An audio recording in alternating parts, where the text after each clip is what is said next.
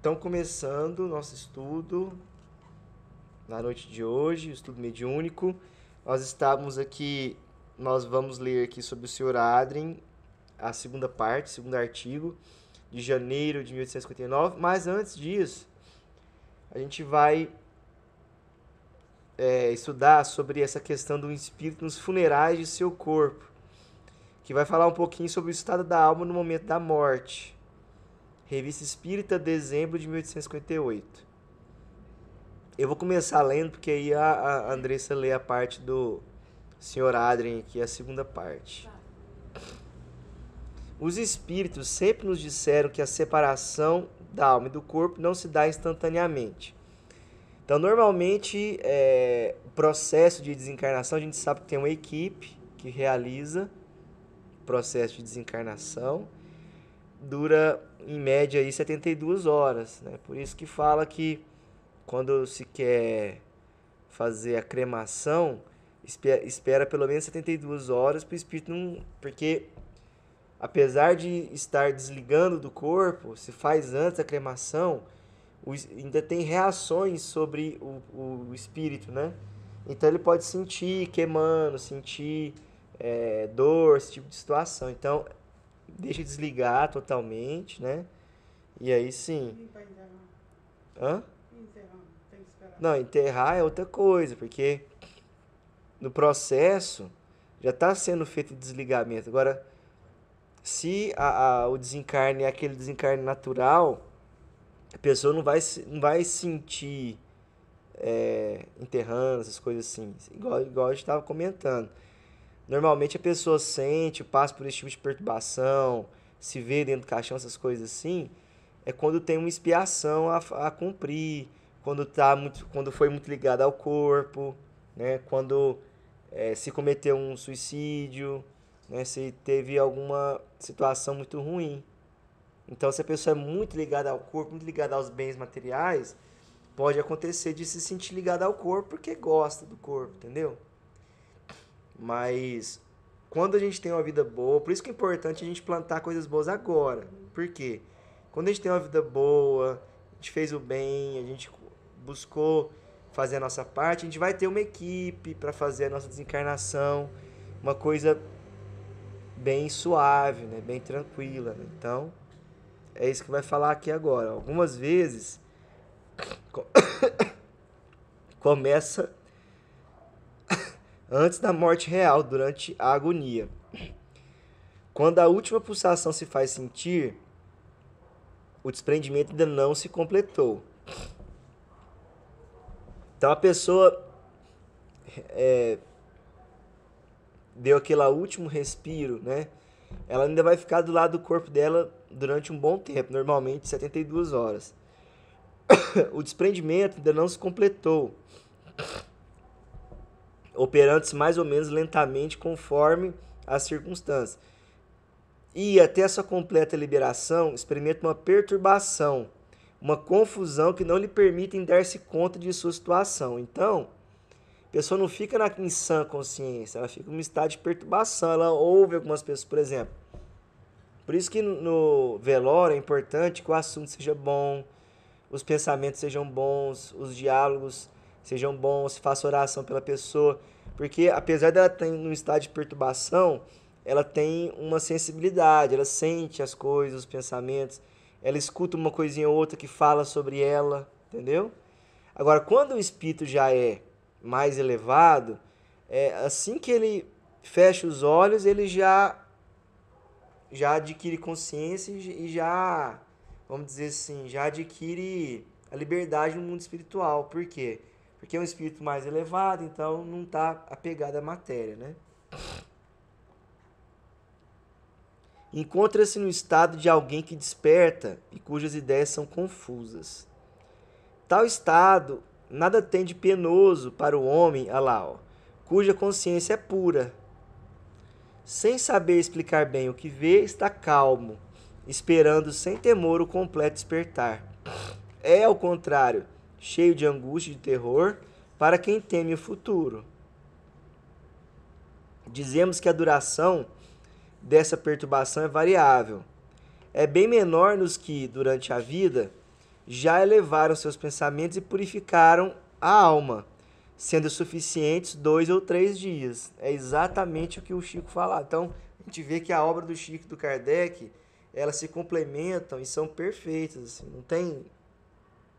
Por exemplo, que essa lição eu nunca tinha estudado na Revista Espírita.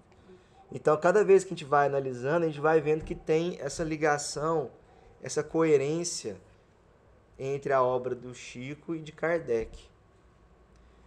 Enquanto a outros são necessários, por vezes, 8 dias ou mais. São os casos que a pessoa está ainda perturbada, muito ligada ao corpo, né? Temos presenciado frequentemente esse momento solene e sempre vimos a mesma coisa. Não é, pois, uma teoria, mas o resultado de observações, desde que é o espírito quem fala e pinta a sua própria situação. Então, Kardec participou de vários velórios, né, vários enterros, né, e ele, nesses momentos, tinha os médiums e eles acabavam contando, né, o que está acontecendo, ou mesmo o espírito que desencarnou comunicava ali, né, na situação, né. Eis a seguir um exemplo muito mais característico e interessante para o observador, já que não se refere a um espírito invisível escrevendo através de um médium, mas a um espírito que é visto e ouvido na presença de seu corpo, seja na câmara mortuária, seja na igreja, durante o serviço fúnebre. O senhor X acabava de ser acometido de um ataque de apoplexia. Vamos ver o que é apoplexia. Eu não lembro não. Alguém lembra? Derramamento de sangue ou serosidade no interior de um órgão. Derrame cerebral, como se fosse um derrame. Algumas horas depois de sua morte, o senhor Adrien, né, que era um médium vidente, né, clarividente, né, um de seus amigos achava-se na câmara mortuária com a esposa do defunto. Viu o espírito deste, muito distintamente, caminhar em todos os sentidos, olhar alternadamente para o seu corpo e para as pessoas presentes, e depois assentar-se numa poltrona. Tinha exatamente a mesma aparência que possuía em vida. Vestia-se do mesmo modo, sobrecasaco e calças pretas, tinha as mãos no bolso e o ar preocupado. Durante esse tempo, sua mulher procurava um papel na secretária. Olhando, o marido disse: por mais que procures, nada encontrarás. Ela nada suspeitava do que então se passava, pois o Sr. X era visível apenas ao Sr. Adrien. No dia seguinte, durante o serviço fúnebre, o Sr. Adrien viu novamente o espírito do amigo vagando ao lado do caixão, embora não mais portasse o costume da véspera. Fazia-se envolver por uma espécie de túnica, estabelecendo-se entre ambos a seguinte conversa. Notemos de passagem que o Sr. Adrien absolutamente não é sonâmbulo e que nesse momento, tanto quanto no dia anterior, estava perfeitamente desperto e o espírito lhe aparecia como se fosse um dos assistentes do enterro. Dize-me uma coisa, meu caro espírito, que sentes agora? Bem e sofrimento. Não compreendo isso. Sinto que estou vivendo a minha verdadeira vida e, no entanto, vejo meu corpo aqui neste caixão. Apalpo-me e não me percebo, contudo sinto que vivo, que existo. Sou, pois, dois seres. Deixar-me sair dessa noite, tenho pesadelo. Ele estava em pé, né, andando e vendo ali, naquele momento do velório, né, vendo o corpo dele, né. Apalpo-me e não me percebo?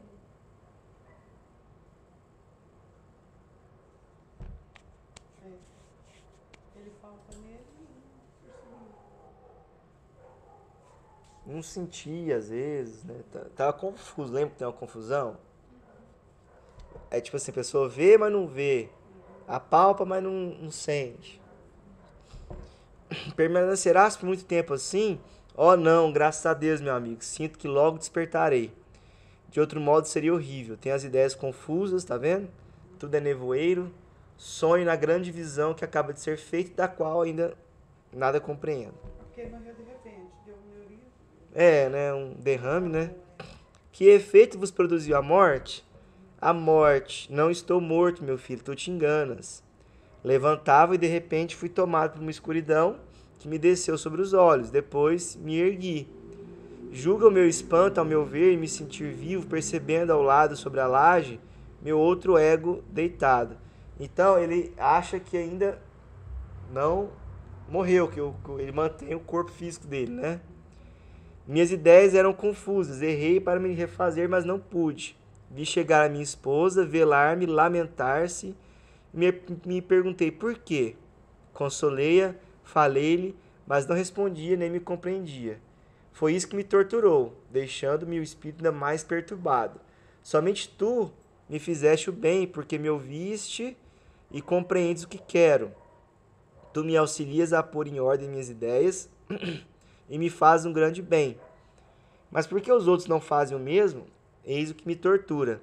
O cérebro está esmagado em face dessa dor. Irei vê-la.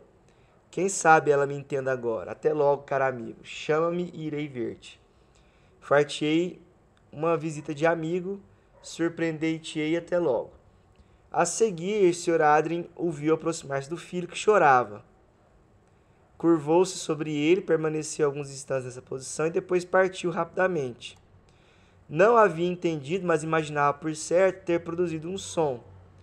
Quanto ao Sr. Adrien, estava persuadido de que aquilo que dizia o Sr. X chegava até o coração do filho, comprometendo-se a prová-lo. Mais tarde, viu o rapaz estava mais calmo. Observação. Esta narração concorda com tudo aquilo que havíamos observado sobre o fenômeno da separação da alma. Confirma em circunstâncias bastante especiais essa verdade. Após a morte, o espírito ainda está ali presente. Enquanto todos acreditam ter diante de si um corpo inerte, ele vê e escuta tudo quanto se passa à sua volta. Penetra o pensamento dos assistentes e sabe que, entre si e estes últimos, a única diferença que existe é a visibilidade e a invisibilidade. As lágrimas hipócritas dos ávidos herdeiros não o enganam. Quantas decepções devem os espíritos experimentar nesse momento? Então é exatamente o que a psicografia do Chico fala sobre esse momento. Lembra do Voltei, do irmão Jacó? Ele tem uma experiência muito semelhante, né? E ele relata situação parecidíssima com essa. Dele estar lá e tendo uma decepção muito grande, dele ver várias pessoas que consideravam como excelentes amigos falando mal dele nas costas. E muitas pessoas não falando, mas pensando mal, né? Nossa, como ele foi ruim, me prejudicou em tal situação. Porque no mundo espiritual não existe mais véu, né, sobre as coisas, né? Então, a pessoa está no estado de perturbação, mas ela anda e vê, ouve as coisas, né? Então a gente tem que... Por isso que... É muito boazinha, mas não está falando assim, não é nada. Lá no íntimo da pessoa. Tá Então, pensando e tá falando que é boa, mas lá no íntimo tá falando, é bonito demais, isso já merece isso. Então por isso que, principalmente nesses momentos de velório, a gente tem que ter um respeito muito grande e um cuidado muito grande, porque a gente imagina, aquela pessoa morreu, foi embora, mas aquela pessoa está lá. Então a gente tem que ter esse respeito, tem que ter, lembrar de momentos bons com aquela pessoa, ter os pensamentos de paz, de bons desejos, né? Porque é um momento difícil, né? É um momento de transição, né? Que a gente tem que procurar ajudar, né? Então é bem interessante. Então, continuando, revista de janeiro de 1859, Sr. Adrien, médium vidente, segundo artigo. Desde a publicação de nosso artigo sobre o Sr. Adrien, médium vidente, grande número de fatos nos têm sido comunicados, confirmando nossa opinião de que essa faculdade, assim como as demais faculdades mediúnicas, é mais comum do que se pensa. nós já a tínhamos observado numa porção de casos particulares, e sobretudo no estado sonambúlico. O fenômeno das aparições é hoje um fato comprovado e podemos dizer frequente, sem falar dos numerosos exemplos oferecidos pela história profana e as escrituras sagradas. Muitas das que nos foram relatadas ocorreram pessoalmente com aqueles que nolas informaram, mas quase sempre esses fatos são fortuitos e acidentais. Ainda não tínhamos visto alguém em que tal faculdade fosse de algum modo estado normal. Então vamos relembrar, né? O clarividente, né, o vidente, normalmente ou vê no estado de sonâmbulo, né? Ele adormece, aí ele vê as coisas, ou ele vê em ocasiões especiais, em momentos especiais, um trabalho no centro, ou em algum momento fortuito, né? Então, não é algo constante. Aí ele vai falar do caso do Sr. Adrien, que existe também essa situação que é mais rara, né? No Sr. Adrien, ela é permanente. Onde quer que esteja, a população oculta que pulula à nossa volta lhe é visível, sem que ele a chame. Para nós, ele representa o papel de um vidente em meio a uma população de cegos. Vê esses seres que poderíamos chamar de duplicata do gênero humano, indo e vindo, misturando-se em nossas ações.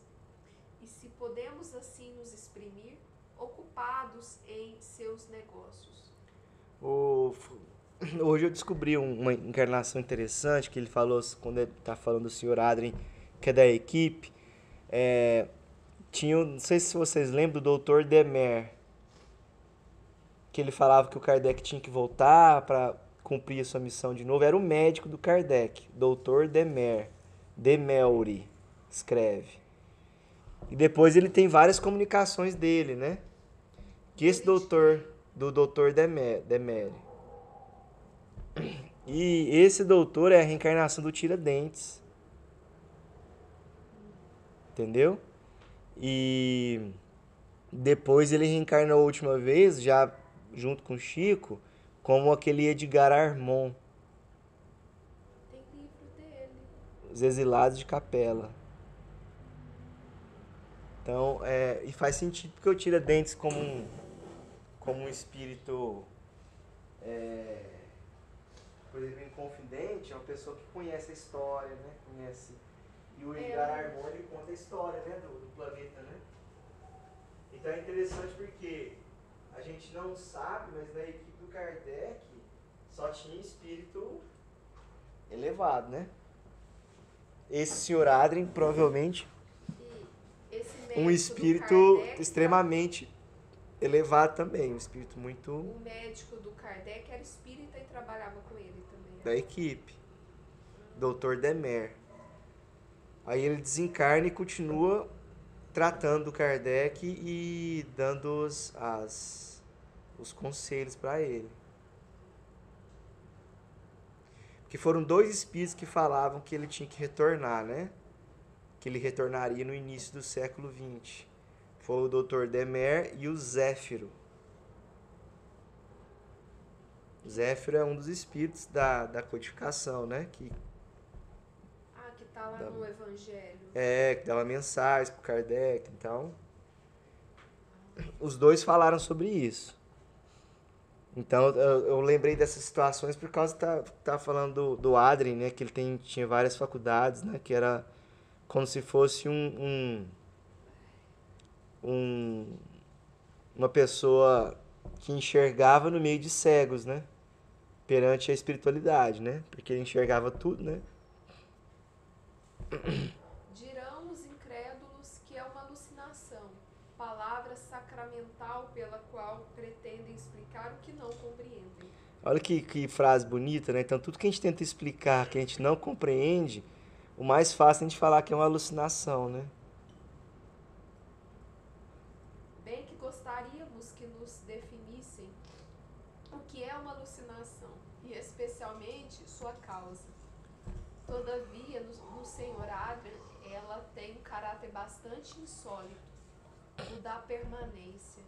Até agora, o que se tem convencionado chamar de alucinação é um fato anormal e quase sempre consequência de um estado patológico, o que absolutamente aqui não é o caso.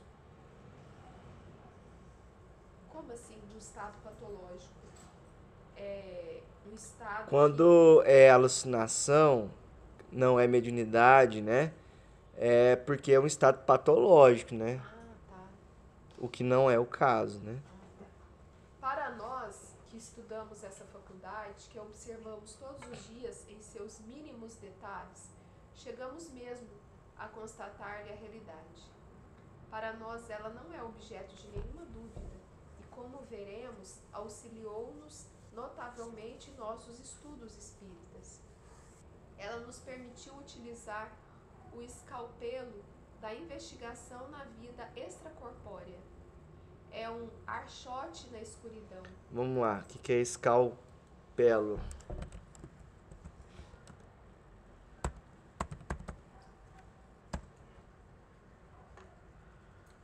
Bisturi.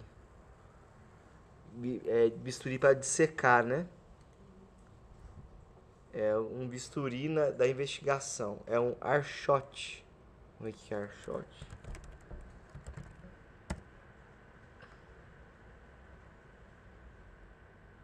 Tocha, facho.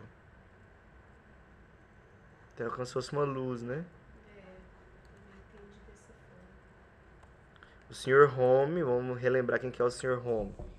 Daniel Douglas Home foi um espiritualista escocês, famoso durante sua vida pelos seus alegados poderes como médium e por sua relatada habilidade de levitar até várias alturas, esticar-se, manipular fogo e carvões em brasas sem se machucar. Ele conduziu centenas de sessões durante um período de 35 anos, às quais compareceram muitos dos mais conhecidos nomes da era vitoriana, sem ter sido exposto de forma conclusiva ou pública como uma fraude. Nossa Senhora. Falando sobre o Sr. Home, pra gente resumir, ele era um médium de efeitos físicos, né? E ele fez várias sessões de efeitos físicos que ele comprovou, né? Porque os efeitos físicos, os espíritos apareciam, né? Você podia tocar, né? Então, ele foi um médium de efeitos físicos bem famoso, né? Depois, caso queiram, né, estudar sobre, vou colocar o link aqui. Aí depois... Porque senão a gente vai fugir muito do assunto, né? Que a gente tá falando sobre evidência, né?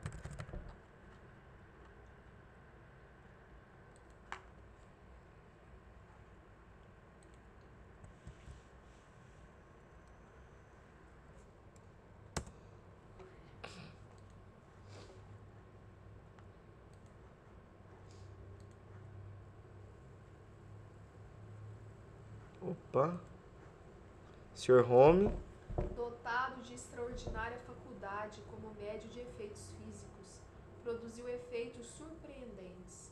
O Sr. Adra nos inicia na causa desses efeitos, porque os vê produzir-se, indo muito além daquilo que impressiona os nossos sentidos. A realidade da visão do Sr. Adra é provocada pelo retrato. É provada pelo retrato que faz de pessoas que jamais viu, cuja descrição é reconhecida como exata. Certamente, quando ele descreve com rigorosa minúcia os mínimos detalhes de um parente ou de um amigo, evocados por seu intermédio, temos certeza de que ele vê, porquanto não pode tomar a coisa como produto da imaginação. Então, como que vai ser ilusão se ele descreve, às vezes, pessoas que ele nunca viu, familiar, de repente fala assim, eu queria a mensagem do meu pai. Aí ele começa a descrever o pai daquela pessoa, exatamente a roupa que ele usava, as características. Então, como que vai ser, isso vai ser uma ilusão, né? Igual as pessoas falam, uma alucinação. Não tem como, né? Entretanto, há pessoas cuja prevenção as leva a rejeitar até mesmo a evidência. E o que é mais bizarro, para refutar o que não querem admitir, explicam-no por causas ainda mais difíceis que as que lhes são fornecidas. Os retratos do Sr. Adrian, todavia, nem sempre são infalíveis. Nisso, como em toda ciência, quando se apresenta uma anomalia, é necessário procurar-lhe a causa, considerando-se que a causa de uma exceção frequentemente confirma a regra geral. Para compreender o fato, não se deve perder de vista o que a esse respeito já dissemos sobre a forma aparente dos espíritos. Essa forma depende do perispírito, cuja natureza, essencialmente flexível, presta-se a todas as modificações que lhe queira dar o espírito. Deixando o envoltório material, o espírito leva consigo o seu invólucro etéreo, que constitui uma outra espécie de corpo. Em seu estado normal, esse corpo tem a forma humana, mas não calcada traço a traço sobre o que deixou, especialmente quando abandonou há algum tempo. Nos primeiros instantes que se seguem à morte, e enquanto ainda existe um laço entre as duas existências, maior é a semelhança. Essa similitude, porém, apaga-se à medida que se opera o desprendimento e que o espírito se torna mais estranho ao seu último envoltório. Pode, entretanto, sempre retomar essa primeira aparência, quer pela fisionomia, quer pelo vestuário, quando julga útil para se fazer reconhecer. Em geral, porém, isso só acontece em razão de um grande esforço da vontade. Nada, pois, há de surpreendente que, em certos casos, a semelhança peque por alguns detalhes. Bastam os traços principais. Então, às vezes, pode ter alguma mudança, porque o próprio perispírito do espírito, ele vai se modificando, né? Ele é, como é que fala? Ele fala ali, ele é bem plástico, né? Ele é leve. Então, para ele ficar igualzinho ele se apresentava, o espírito tem que esforçar, né? Tem que ter aquela vontade de se esforçar para o perispírito ter aquela forma bem semelhante. Então, pode ter mesmo algumas diferenças por causa dessa situação, né? Por causa dessa maleabilidade, né? Do perispírito. Mas se for, por exemplo, um familiar querido, só a presença dele ali já é familiar. Às vezes... Mas e se a pessoa não sente? Né? Tem dificuldade, né, em sentir as... Onde que eu parei? Nada, pois... Aqui. Igualmente, no médio, essa investigação não é feita sem um certo esforço, que se torna penoso quando muito repetido.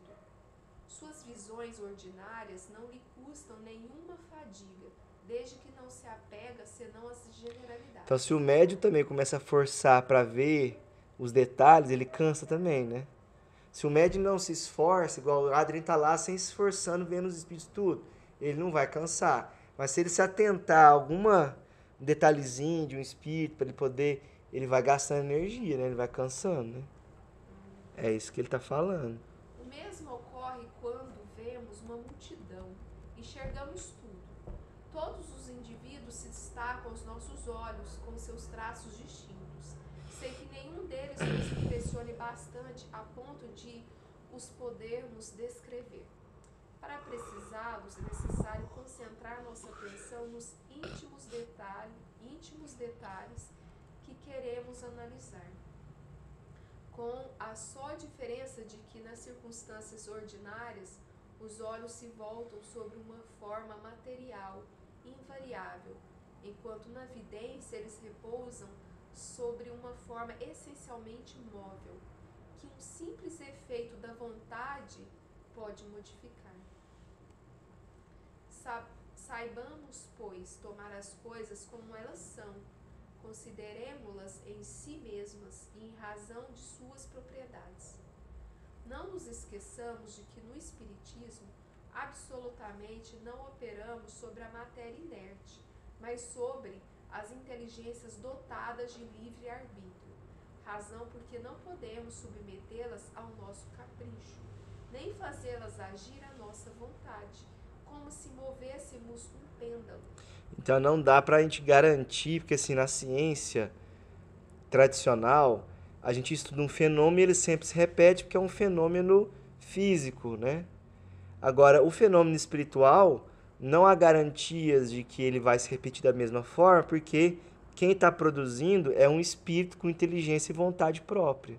Então a gente tem que se atentar a esse detalhe, né? Não dá para a gente querer fazer um experimento que eles repitam exatamente igual, porque vai depender até da boa vontade do espírito, de querer responder ou não, né? Toda vez que quisermos tomar nossas ciências exatas como ponto de partida nas observações espíritas, perderemos o rumo. Eis porque a ciência vulgar é incompetente nessa questão.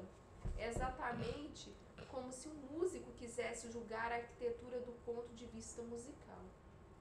O Espiritismo nos revela uma nova ordem de ideias, de novas forças, de novos elementos. Revela-nos fenômenos que não se baseiam em nada do que conhecemos. Saibamos, pois, para os julgar, despojar-nos dos preconceitos e de toda ideia pré-concebida. Compenetremo-nos, sobretudo, desta verdade. Fora daquilo que conhecemos, pode existir outra coisa, a não ser que queiramos cair nesse erro absurdo, fruto do orgulho de que Deus não tenha mais segredos para nós. Que lindo, hein?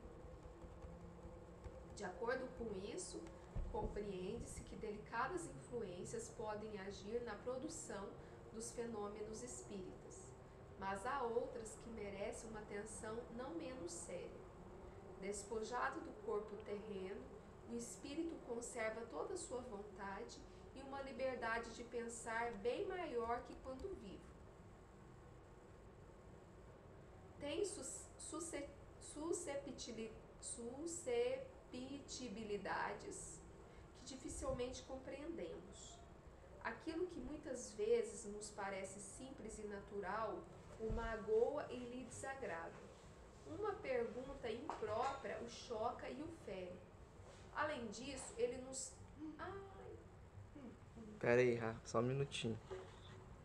Vamos dar o pause aqui. Eu dei uma... Continuando, então, depois desse intervalo. Aquilo que muitas vezes nos parece simples e natural o magoa e lhe desagrada. Uma pergunta imprópria o choca e o fere.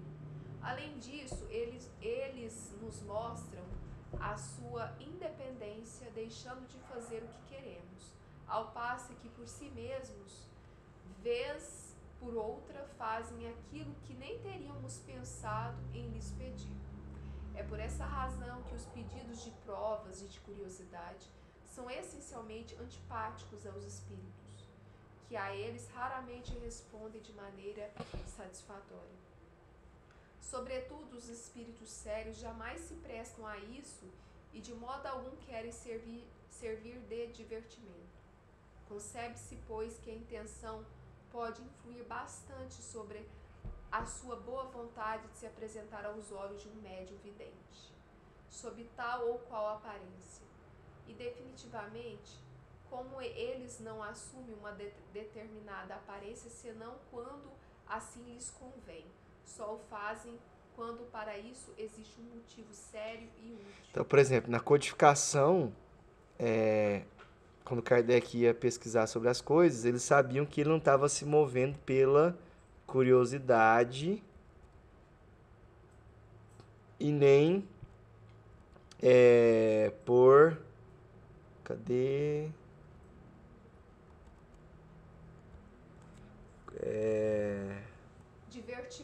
Divertimento, né? Então, naturalmente, as coisas iam acontecendo. né? Naturalmente eles iam revelando tal, e sempre de acordo com a boa vontade deles. Não tinha como o Kardec pegar e querer que as coisas acontecessem exatamente do jeito que ele queria, né? Então, as revelações iam surgindo naturalmente e eles só vão aparecer com a aparência que eles tinham, por exemplo, se tiver um parente, né? Ou algum objetivo útil, né? Então, por isso que pode ter alguma diferença, né? É de pedir provas, né? Normalmente não funciona, a não ser que tenha um motivo, né? Sério. Vai lá. Há uma outra razão que, de certo modo, se liga ao que poderíamos chamar de fisiologia espírita. A visão do espírito pelo médium faz-se por uma espécie de irradiação fluídica que parte do primeiro e se dirige ao segundo. O médium, por assim dizer, Tá? Ele está absorve. explicando como que o espírito se liga e o médium consegue ver, né? O médium, por assim dizer, absorve os raios e os assimila. Se estiver sozinho ou cercado apenas de pessoas simpáticas, unidas pela intenção e pelo pensamento, aqueles raios se concentram sobre ele. Então a visão é clara, precisa e é em tais circunstâncias que os retratos quase sempre são de uma exatidão notável. Então, quando tem o auxílio da vibração das pessoas que estão perto, né? Auxilia na visão dele. Se ao contrário, em torno do médium há influências antipáticas, pensamentos divergentes e hostis, se não há recolhimento, os raios fluídicos se dispersam e são absorvidos pelo meio. É igual o passe, né? Se nenhuma das pessoas, se uma ou outra pessoa, ou o passista ou que está recebendo, está disperso, não está auxiliando, aquele raio, aquela energia não absorve, né? Daí uma espécie de nevoeiro que se projeta sobre o espírito, não permitindo que se lhe distingam os matizes. Tal seria uma luz com ou sem refletor. Uma outra comparação menos material pode ainda nos dar razão desse fenômeno. Todos sabemos que a verve de um orador é excitada pela simpatia e pela atenção do auditório, que ao contrário, se ele for distraído pelo barulho, pela desatenção e pela má vontade, seus pensamentos já não serão livres, dispersam-se afetando o seu raciocínio. O espírito que é influenciado por um meio absorvente encontra-se no mesmo caso. Em vez de dirigir-se a um ponto único, sua irradiação dissemina-se e perde a sua força. Às considerações precedentes devemos acrescentar outra, cuja importância será facilmente compreendida por todos os que conhecem a margem dos fenômenos espíritas. Sabe-se que várias causas podem impedir um espírito de acorrer ao nosso apelo no instante em que o invocamos. Pode estar reencarnado ou ocupado em outra parte. Ora, entre os espíritos que se apresentam quase sempre simultaneamente, deve o médium distinguir aquele que solicitamos, e caso aí não esteja, pode tomá-lo por um outro espírito, igualmente simpático à pessoa que evoca. Descreve o espírito que vê, mas nem sempre pode garantir-se se trata dessa ou daquela entidade. Se, entretanto, o espírito que se apresenta é sério, não se enganará quanto à sua identidade. Se o interrogam a respeito, poderá explicar a razão do equívoco e dizer quem ele é. Então o espírito pode estar ocupado, ele manda outro que pode representar o pensamento dele no lugar dele, né? Isso vale também para... Isso é legal.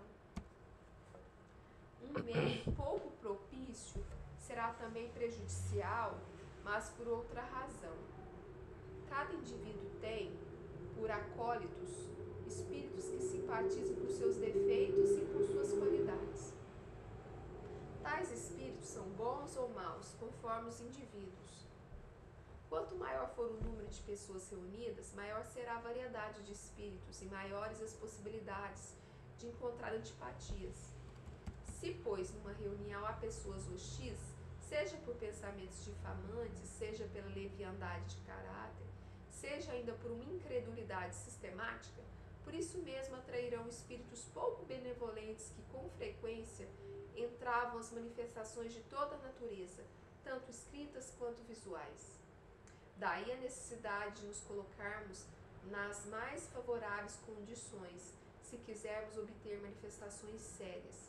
Quem quer o fim, quer os meios. As manifestações espíritas não são coisas com as quais possamos brincar impunemente. Sede sérios na mais rigorosa acepção da palavra, se quiserdes coisas sérias. De outro modo, sereis joguetes dos espíritos levianos que se divertirão à vossa custa. Muito bem. Então a gente finalizou aqui o do Sr. Adrien.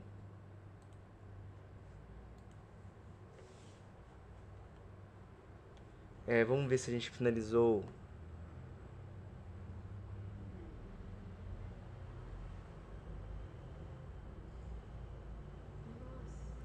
Aqui eu vou ler agora para a gente finalizar. Assistimos uma noite à representação da ópera Oberon, em companhia de um médium vidente muito bom. Havia na sala grande número de lugares vazios, muitos dos quais, no entanto, estavam ocupados por espíritos que pareciam interessar-se pelo espetáculo. Alguns se colocavam junto de certos espectadores, como que eles escutaram a conversação. Cena diversa se desenrolava no palco. Por detrás dos atores, muitos espíritos de humor jovial se divertiam em arremedá-los, imitando-lhes os gestos de modo grotesco. Outros, mais sérios, pareciam inspirar os cantores e fazer esforços por lhes dar energia.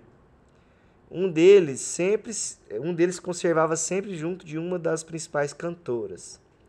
Julgando-o animado de intenções um tanto levianas, e tendo-o evocado após a terminação do ato, ele acudiu ao nosso chamado e nos reprochou com severidade o temerário juízo.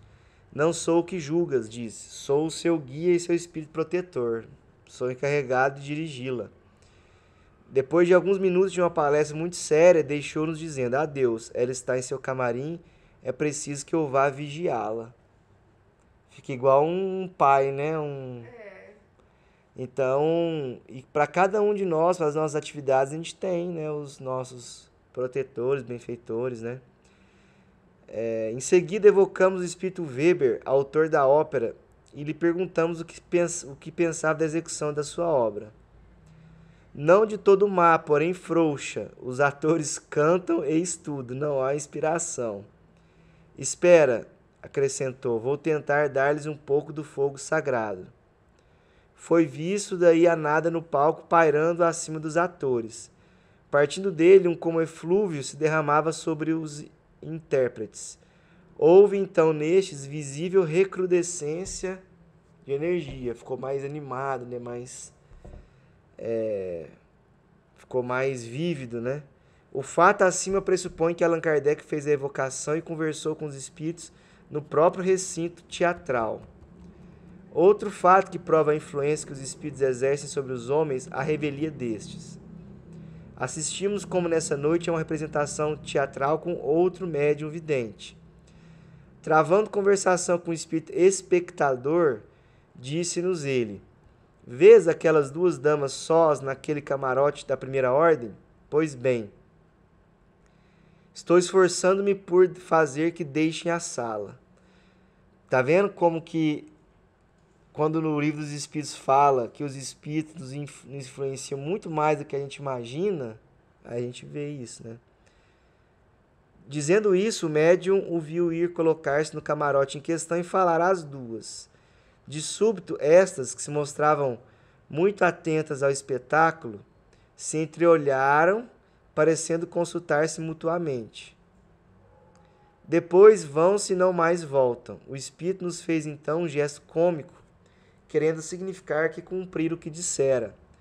Não o tornamos a ver para pedir-lhe explicações mais amplas.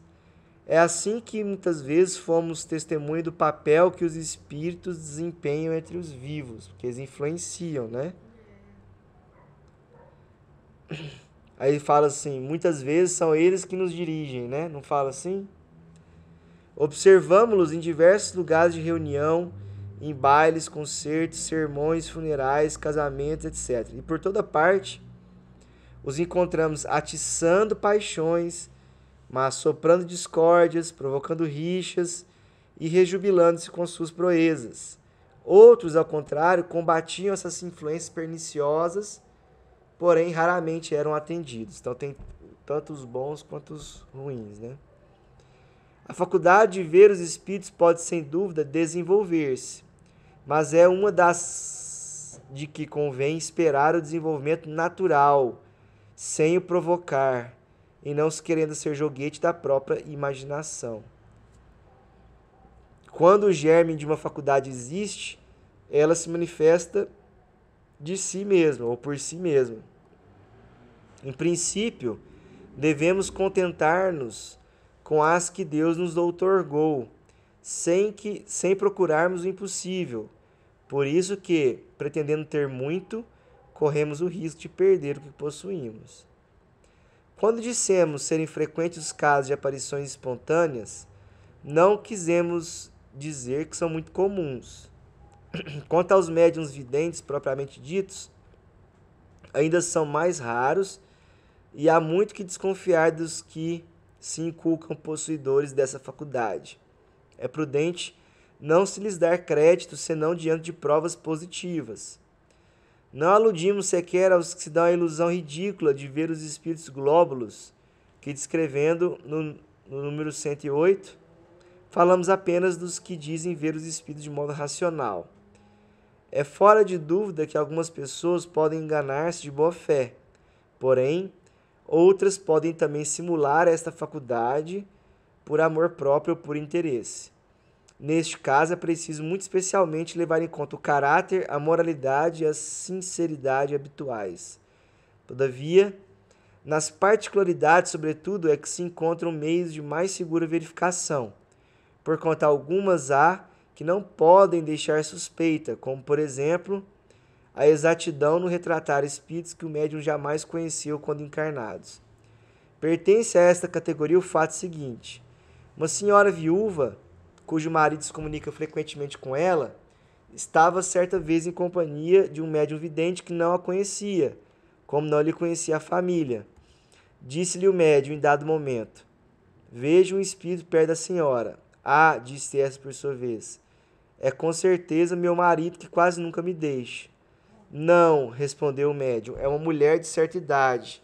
Está penteada de modo singular, traz um bandó branco sobre a fronte. Por essa particularidade e outros detalhes escritos, a senhora reconheceu, sem haver possibilidade de engano, sua avó, em quem naquele instante absolutamente não pensava. Se o médium houvesse querido simular a faculdade fácil, lhe fora acompanhar o pensamento da dama.